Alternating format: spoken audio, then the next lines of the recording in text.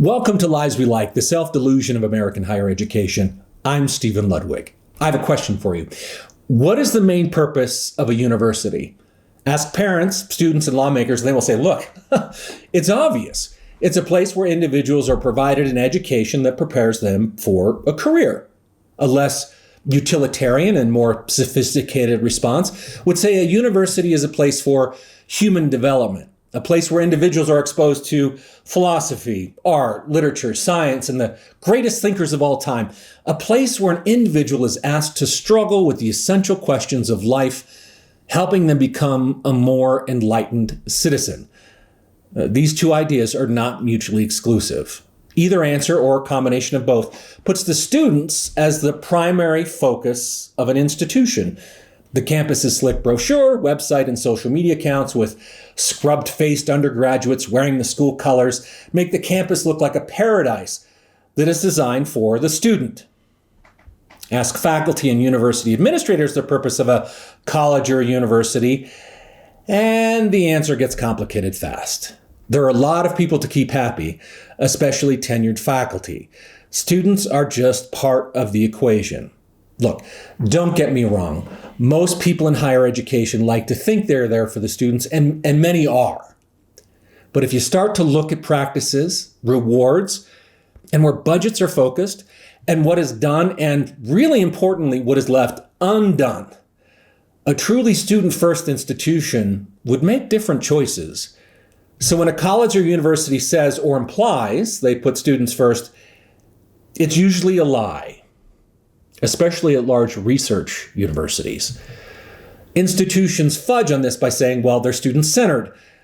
But even that's questionable. Right now, you should be asking, hey, Steve, what does putting students first even mean? Well, let me be clear on what it's not. Putting students first does not mean meeting every whim and appetite of students, many of whom are teenagers. While students and parents are paying a lot of money for an education, a degree is not something you buy. It is something you earn. The degree is conferred to the student upon graduation, so the customer model falls short. Colleges have upped the amenities game lately, as you've probably read about, with fancy swimming pools, lazy rivers, rock climbing walls, cafeterias with vegan sushi, fancy dorms, and what have you. But that's to appeal to 17-year-olds from wealthy families. It's the shiny objects to get them in the door. So there is some consumer appeal. But an institution where faculty judge performance and provide grades that have an impact on a person's future is not a consumer-based enterprise, nor should it be. Still, there are things that a student-centered institution can and should be done. Practices and processes that would help students complete their educational journey for less cost with greater impact in a timely manner.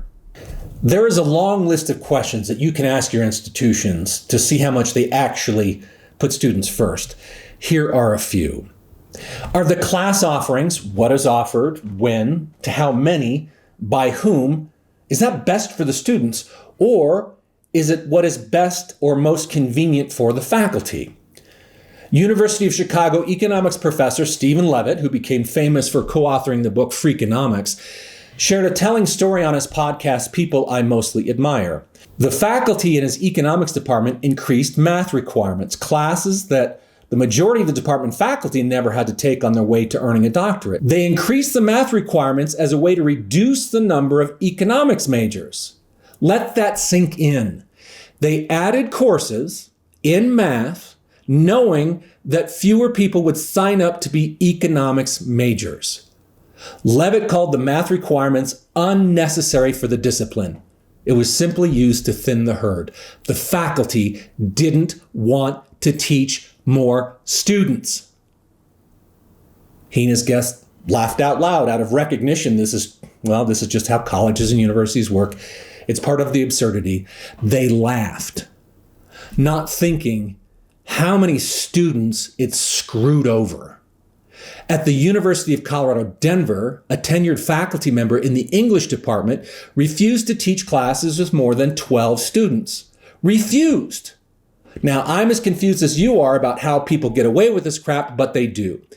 Both examples betray the students and betray the public trust. It's a mockery of what higher education claims as its values. Now, the plural of anecdote is not data. Still, I'm curious, how many more stories like this are out there? Dozens? Hundreds? Thousands? How can anyone say this behavior is student first or student centered? Here are a few more questions you can ask. How easy is it to work with the business side of the house? That includes the application process, transferring, registering for classes, working with financial aid, the bursar's office, IT, and other student services. I bet a lot of you watching that have had students in college or your own college experience have an opinion about all that because you've used the business side of the house. Is there wide use of instructional tools that are shown to provide better educational outcome? Is there systematic implementation and training on those tools? If not, why not? How robust is academic and career advising? Do they give the students the tools to need to graduate on time and be prepared for the job market? These are two areas that are consistently a challenge for most colleges and universities. What are the faculty training and continuing education requirements around teaching? How is good teaching emphasized and rewarded?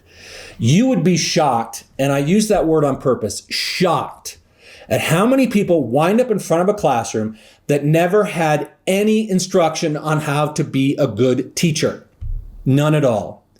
Students are paying hundreds, if not thousands of dollars for a class, and oftentimes it's a crapshoot on the quality of the person in front of the room, regardless of the institution. That certainly isn't student-centered.